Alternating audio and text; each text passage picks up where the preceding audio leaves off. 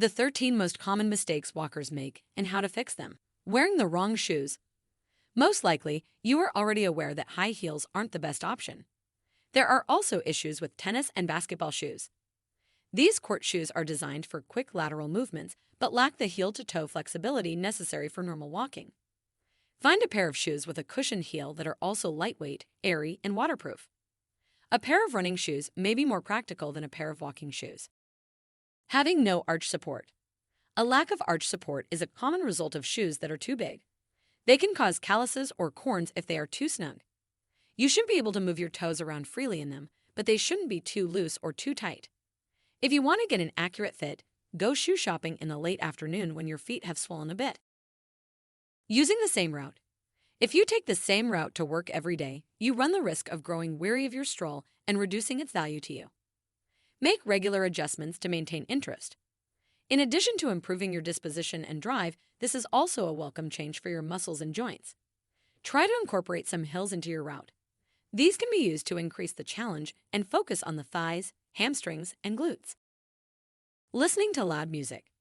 You might enjoy listening to your own music or a podcast as a way to relax, but playing it too loudly could put you in danger. If you must listen, find headphones with external sound input and turn down the volume so you can still hear things like passing vehicles, dogs barking, or an ambulance siren. Staring at your mobile phone screen. If you walk while staring at your phone, you might get hurt. You can easily fall or even step into oncoming traffic. It's very common. Since 2004, the number of reported injuries to pedestrians due to cell phone use has increased more than 100%, and the majority of walkers, 60% plus, are preoccupied with their devices while out and about. Make an immediate stop, move out of the way, and attend to your business before continuing on your way. Not walking with a buddy. Don't abandon poor Fido. He'd be overjoyed to accompany you on your stroll through the neighborhood. Moreover, it's possible that some of that energy would transfer. It turns out that dog owners who also take their pets on daily walks are more likely to meet the minimum recommendation of 150 minutes of moderate exercise per week. Not tracking your steps. It's vital to keep track of your steps, miles, kilometers, and minutes. In this manner, you can assess whether or not your physical activity levels are increasing as intended. Also, it might serve as a source of inspiration. Some studies found that people who kept track of their steps took about 27% more steps than those who didn't. In some, that amounted to about 2,500 daily steps taken on average. You can keep tabs on your own with the help of a smartphone app or a pedometer, a small, cheap gadget. Wear the wrong type of gear. Walking could be made unpleasant by wearing clothing that is too tight or too heavy. You'll be more at ease and able to move freely if they're not restrictive and have adequate ventilation. Thin layers are easy to take off when you start to warm up and put back on when you start to feel chilly. In the event of inclement weather, pack rain gear. If the sun will be out in full force, don't forget hats, sunglasses, and sunscreen, even on cloudy days or in winter.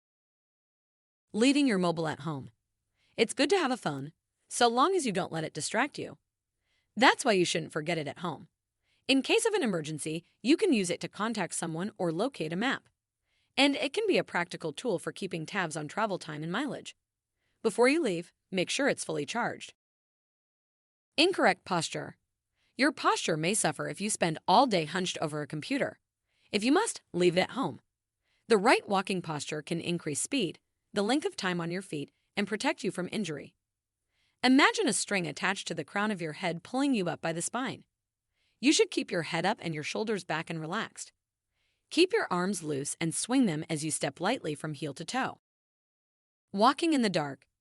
If you prefer to walk in the evening or early morning, when it is dark, wearing bright colors and reflective fabrics will help drivers and others see you.